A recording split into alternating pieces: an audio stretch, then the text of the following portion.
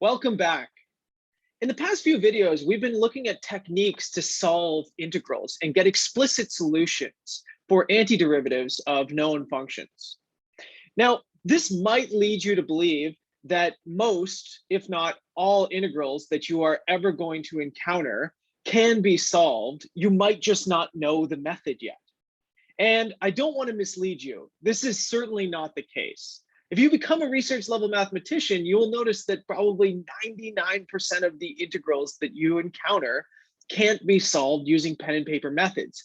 We just don't have maybe the language or the explicit expressions to describe, say, what the antiderivative of sine of x squared is. Now, to overcome this, what we can do is we can use computers to help us. Now, computers can't solve this symbolically. They won't be able to tell me, say, that the antiderivative of sine of x squared is equal to blah, blah, blah. But what they could do is they could say, if I want to know what the area under the curve of sine of x squared is from, say, 0 to 1, then I could set this up as a definite integral, and I can use a computer to approximate the value of that definite integral.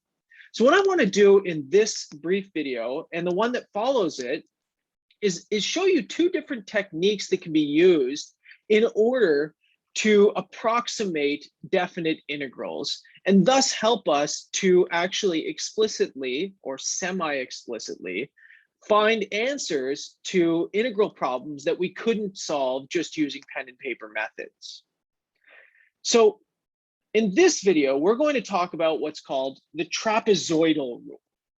And as you can guess, the trapezoidal rule relies on creating trapezoids that approximate the area underneath your curve. Now, this comes with an asterisk. We remember, when I say area underneath the curve, I'm always talking about this generalized concept of area underneath the curve that is actually the area when you're above the x-axis and the negative of the area when you're below the x-axis.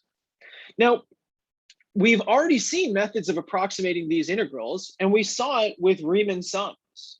So that's a perfectly valid method, but it turns out that it can be very inaccurate unless your delta x is extremely large. So what I want to talk about are different ways of approximating integrals using similar ideas to Riemann sums, but that don't require a super small delta x all the time. And so today we will talk about the trapezoidal rule. Now here's the idea. I'm going to give you some function, say f of x. So let's sketch it out for a moment. This is my f of x. And I would like you to determine, so let's say in blue here, I give you the following problem. I say determine the integral from a to b of f of x dx. Okay, so this function could be anything that you want. In this case, let's say this is a, let's say this is b. Now we've seen one method for doing this. Like I said, we could use the Riemann sums. We could just embed a bunch of rectangles underneath. But we're going to do this using trapezoids today, and I'll show you why it's actually better at the end of the lecture. So here's the general idea. I'm going to break up space in the same way that I usually do. And so I'm going to set, say, delta x is equal to the length of the interval divided by n. And what this is saying is that I have n trapezoids that I'm using to approximate this thing. So n trapezoids. And n is up to you to choose. The more n's that you use, the better the approximation. Remember, we saw this with Riemann sums. It said as n goes to infinity, that's the same as letting delta x go to 0, and you converge to the exact definite integral. So in here, what you would do is you would again, determine these points on the curve that correspond to your x's. So you have, say, y2, which is f of x2. You have y1, which is f of x1. I'm going to write x0 is equal to a and xn is equal to b. And so this becomes f of x0 at the risk of maybe crowding this slightly. And what I will do is, instead of drawing a straight line over from these, I will connect these dots to make this nice little trapezoid here. And then I will connect these dots to make a trapezoid here. And let's put one more in for added effect. Here is y is equal to f of x3. And same thing, you're going to bridge the gap and you're going to connect those things. And you're going to continue this in order to create these trapezoids. And so just like we did with Riemann sums, we are going to calculate the area of each one of these trapezoids, and then we are going to sum up all of the trapezoidal areas in order to approximate the area or to approximate this definite integral. So the area of the trapezoids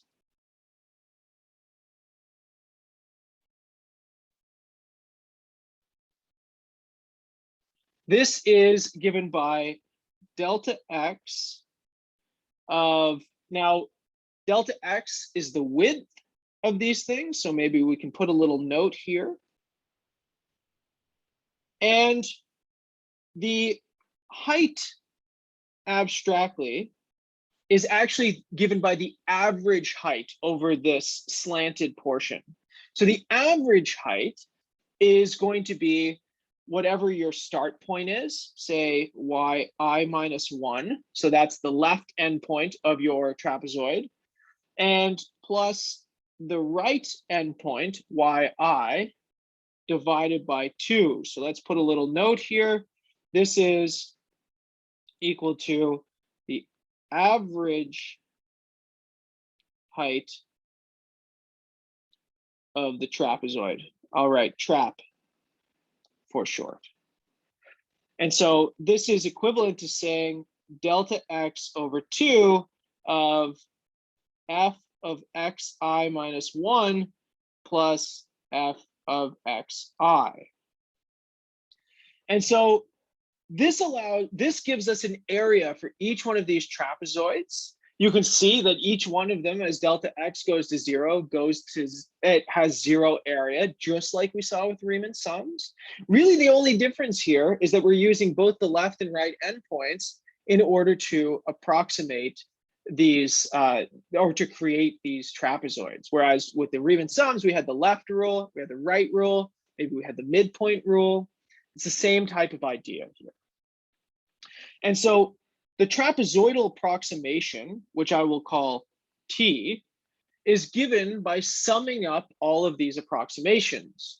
So let's say I get 1/2, and then so f of x0 plus f of x1 times delta x. So I just put my delta x on the end because it's going to be floating through. And f of x0 times f of x1, that is trapezoid 1. So maybe we can put a little note over it. Area of trap 1.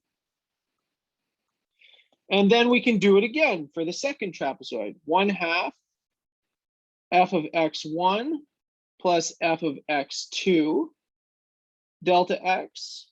Now, I don't want to make this too cluttered. I'll just say that's trap 2. Okay, I think we're going to get the point here, so I don't want to make this too ugly on us. And then, you do this for the third trapezoid, you do it for the fourth trapezoid, until you get to the second to last one. So you get 1/2 f of x n minus 2, the second to last point, plus f of the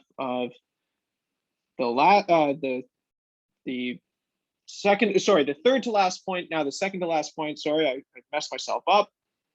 And finally, the last trapezoid here, which is given like this. Now we can rearrange this and we can make it a little prettier for ourselves. So in fact, let's throw the delta x out front because that's on every single term, just like with the Riemann sums. Now, what do we have here? Well, I've got a 1/2 f of x0 coming from the left, or the first trapezoid. But look at trapezoid 1 and trapezoid 2 have a 1/2 f of x1 because they share that point.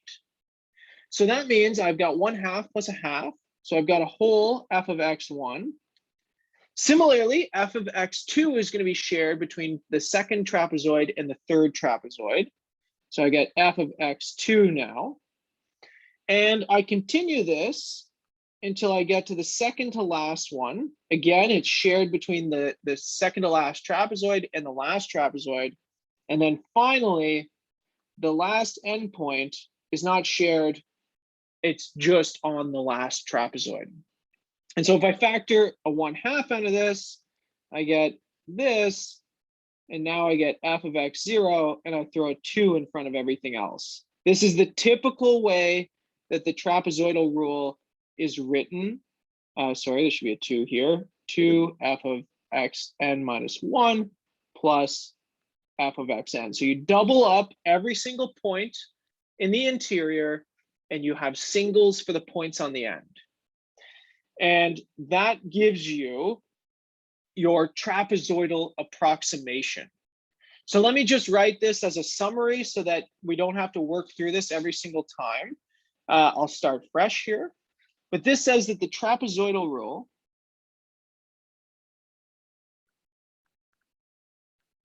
is given as follows. So to approximate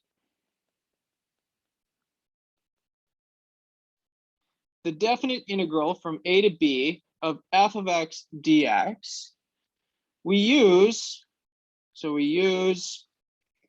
t is equal to just what I had before,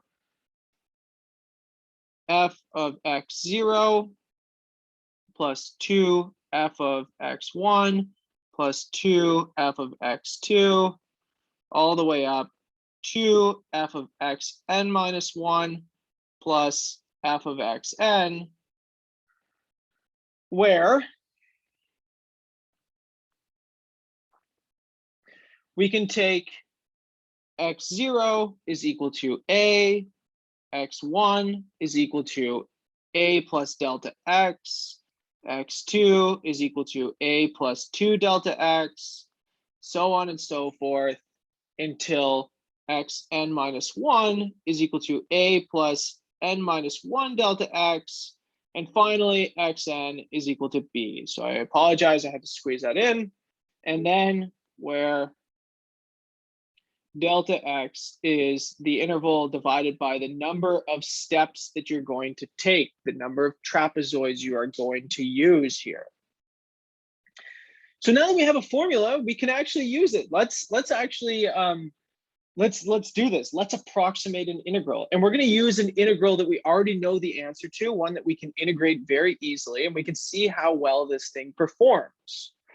Now, of course, if you're going to do this on a computer, you want to automate this process. So you want to be able to take like n equal to 100 or 1,000, depending on how what the range from a to b is, to make delta x small. But because we're going to do this with pen and paper, we're going to take n to be relatively small. Just for illustration, I want to see how good the approximation is, even using a relatively small value of n. Okay. So let me give you an example. So let's estimate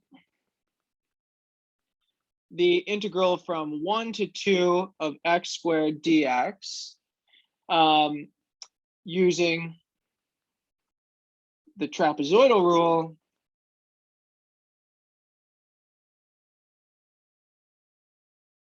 with n equal to 4. So we're going to use 4 trapezoids to do this thing. Okay, so in this case, we can start by partitioning our space. So the first thing is delta x is equal to 2 minus 1 over 4. That's because b is equal to 2, a is equal to 1, n is equal to 4, which means delta x is 0.25, 1 over 4. And this tells us that x0 is equal to 1. x1 is equal to 1 plus 1/4, so that's 5 over 4. x2 is equal to 1 plus 1/2, so that's 3 over 2. x3 is equal to 3 halves plus 1/4, so that's 7 over 4. And finally, x4 is the right endpoint at 2. So this tells me from the trapezoidal rule that I get t, and now this is equal to, so delta x over 2, so I'll just write it back out so that we can see it with just n equal to 4 here, and then we can think about it.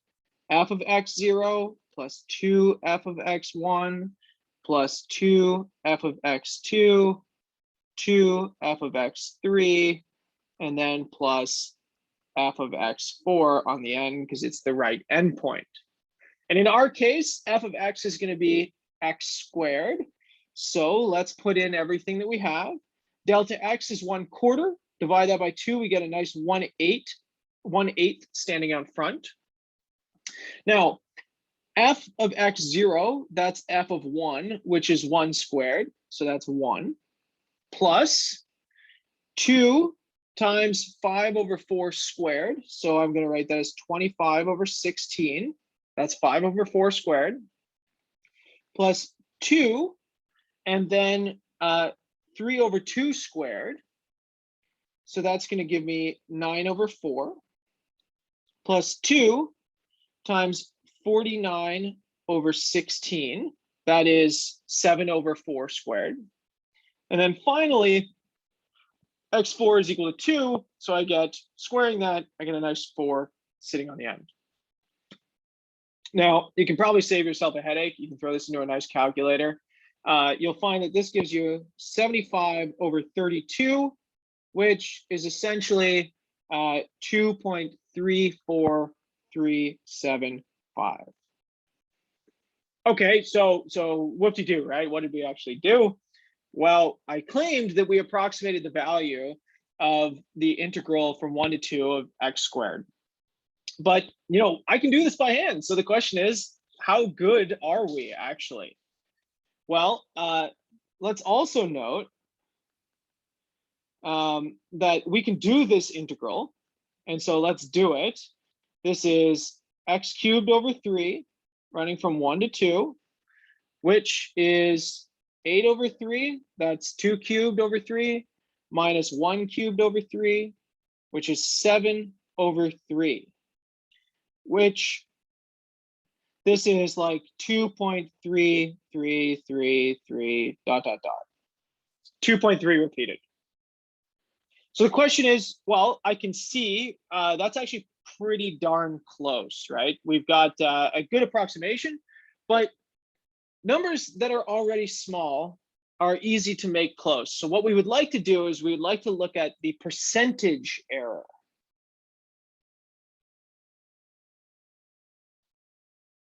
So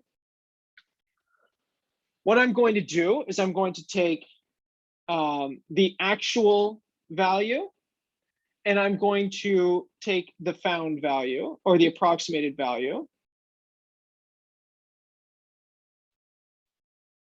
So that's enough decimal places just to write this out. And then I will divide it by the actual value. So this is a relative error. In this case, it's giving us a percentage. And this comes out to be approximately 0.00446, which is the same as 0.446%. Now that's pretty darn good, right? If I got a 0.446% on a test, I would be very disappointed, right? That's less than 1%. But when I'm telling myself that I'm off by 0.446%, that's pretty darn good, right? That's an extremely accurate. I have less than 1% error here. So just to close this off, we can ask the question, how do we quantify how close these approximations can get, right? Is it just the case that maybe we pick the right function to work with, x squared? What would happen if I use x cubed or, sine of x squared that we started with? Well, it turns out that we have explicit computations about the error estimates. So this is the error estimates for the trapezoidal rule, so for the trap rule. So this is going to make use of the fact that we have a twice differentiable function. So we're going to say, assume f double prime is continuous, and m is any upper bound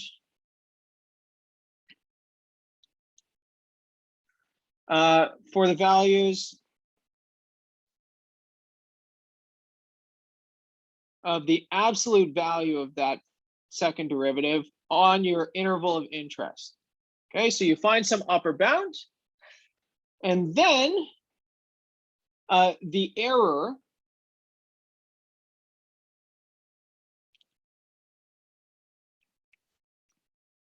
which I'll call E sub t, which is the absolute value of the actual definite integral f of x dx minus the trapezoidal approximation using n steps. Okay, so that's what this is, the difference between these two things.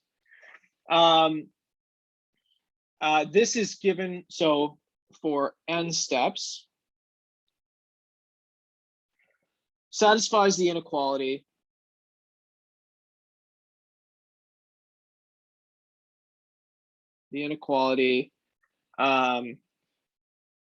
the error of t is less than or equal to m times the length of the interval cubed divided by 12n, in this case, squared. Okay, so let's just ruminate on that for a moment, right? What does that tell you? There's a few things that are important here, right? First of all, if your function f has a derivative that is takes wildly high values, then your value of m is going to be pretty big. And so the right-hand side in this inequality could be pretty big because m could be big. Second of all, if you're doing this over a huge interval, then your right-hand side could also be big, right? And that kind of makes sense because you can imagine there's a lot of swing and variation of a function over some very, very long interval. For example, if I want to integrate something over 0 to 10, then the length of my interval is 10, and the right-hand side becomes 1,000, 10 cubed. Okay, but nonetheless, those are static quantities, right? Once I have my function and my integral, those things are fixed. So I just have some number on the top. What it tells me on the bottom is that the error, it sinks like the number of steps squared. So that is the big piece here that is really, really great about the trapezoidal rule, because it tells you that, so say I use 4 steps like I did here, right? That tells me that my denominator was 4 squared, which is 16. So it's much bigger than 4, right? And so, for example, if I use 10 steps, now I've got an error that looks like 1 over 100, minus all the other little constants in there. But you can see how this works, right? The more steps I use, the faster the error decreases. And it decreases like 1 over n squared. So we did order analysis before, right? And you could really say that this is an order n to the minus 2 approximation. So that's how this thing scales as you increase the step size. So if you want a better and better approximation, take more n's, and you're going to see rapid convergence to this thing. And it's going to look like the convergence of 1 over x squared going to 0. Okay, so that's what I wanted to introduce here. This is the trapezoidal rule for approximating integrals. In the next video, we're going to look at an even better method that is called the Simpson rule. Now, you can continually make better and better methods, but of course, they come with greater complexity. Even just compare using the trapezoidal rule to just the straight Riemann sum approximation that we've been doing with left and right Riemann sums at the beginning of this series of lectures. Things are already slightly more complicated. You have those twos that are showing up from using the trapezoidal rule. And of course, if you want better and better approximations, you're going to have more and more complicated formulas. So next lecture, we'll talk about the Simpson rule that is a slightly more complex formula, but the trade-off is the approximation and the error is much, much better.